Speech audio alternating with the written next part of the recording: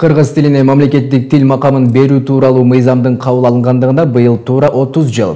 Бул датаны утурлай мамлекеттик тил боюнча улуттук комиссия сабаттуу бол өнөктүгүн өткөрдү. Иш-чара Борбор калаадагы жогорку окуу жайлардын биринде жалпы жат жазуу түрүндө болуп, ал коомчулукту китеп окууга, сабаттуу жазууга, үндөө менен жазуу маданиятын өркүндөтүүгө чакыруу максатын көздөдү. Ага республика боюнча мамлекеттик, муниципалдык кызматкерлер, коомдук уюмдардын өкүлдөрү, бала бакча, мектеп жана жогорку окуу жайлардын мугалимдери менен студенттери катышты. Кененирээк Айдар Темиралиев. Жазуучунун үйүндө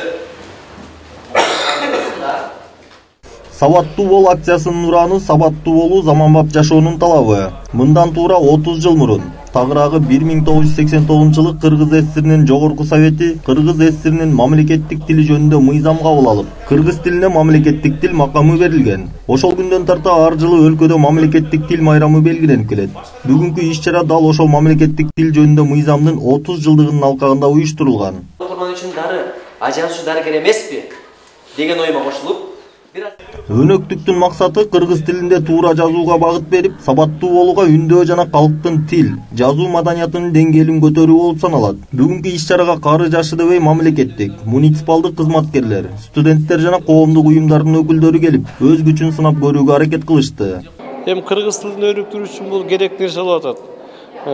Маани бербей жүрсөк, кыргыз тили өнүкпөйт. Ошон үчүн жаштар арасында келип кыргыз тили боюнча жат жазуу жаздык. Буюрса жакшы ойлойбуз, муну текшергенден кийин результаттарын көрөбүз. Жыйынтыктарын. Буга мен биринчи жолу катышып атам. Азыр жаңы мезгилдин талабыбызды туура түшүнөбүз. Абдан керек нерсе, мен бул иш-чараны абдан колдоймун. Бул ирет өнөктүк жалпы жат жазуу түрүндө өткөрүлдү. Жат жазууну маданият, маалымат жана туризм министринин орун басары Нуржигит Кадырбеков өнөктүктүн шартына ылайык 3 ирет окуп берди. Акыйкаттык болсун деген таризде бир эле вариант болуп тур, 5 вариант текст бар экен, ал дагы конверттин ичинде экен.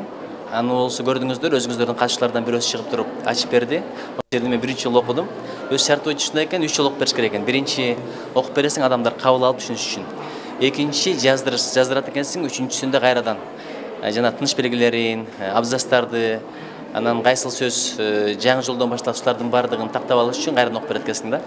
Ошон үчүн бул өтө жоопкерчиликтүү иш экен. Мындай республикалык деңгээлдеги иш-чараларды өткөрүп туруу ушуну менен гана чектелбейт. Жыл сайын уюштуруу пландалууда дейт мамлекеттик тил боюнча улуттук комиссиянын маалымат катчысы Кутмырза Жакыбалиев.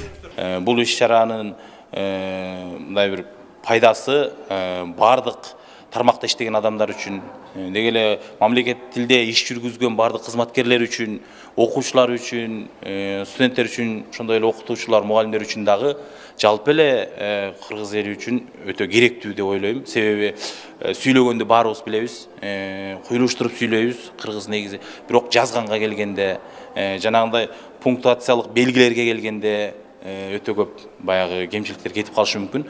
Ошон үчүн бүгүнкү күндө окуй да жаза да билген муун тарбияланып чыгыш керек. Иш-чаранын жыйынтыгы 1-2 күн ичинде купуя код аркылуу Мамтил чекиткейжи сайтына жайгаштырылат. Ал эми алдыңкы сабаттуу жазган катышуучулар жеңүүчү деп табылып, дипломдор менен сыйланышат. Айдар Темиралиев, Кенжебек Максат уулу, Пирамида.